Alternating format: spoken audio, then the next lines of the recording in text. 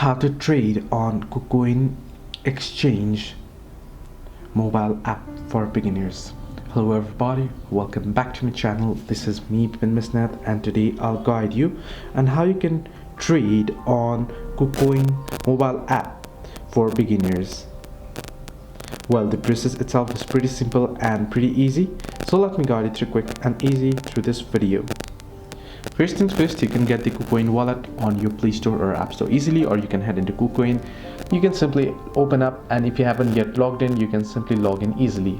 Now here you should get the tab like this. In order to start trading, you'll find the trade option at the bottom of your screen. Now before starting to trade, you can start by depositing funds. You can tap on the assets at the bottom of your screen right here, and you can see the deposit option, or if you want to buy crypto, you can add crypto. Then follow the instructions to transfer funds from your wallet or another exchange. Then you can explore the markets. You can tap on the markets tab and you can explore the markets. You can filter by categories like spot, futures, or other markets depending on your trading preference.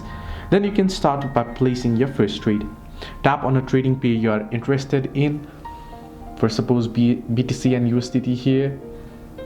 Now I'll just add this right here. You can tap on it and you can see the buy sell option.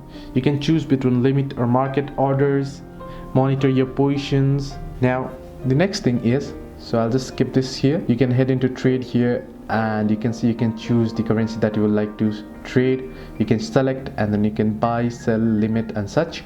And similarly, you can go ahead and withdraw funds. To withdraw, go back to assets, and here you should get the withdraw option. Select the cryptocurrency you want to withdraw, enter your wallet address, and confirm. Hope this video helped you. This is how you can trade on KuCoin mobile app. Do like and subscribe, and do not forget to leave a comment down below if you have any further issues.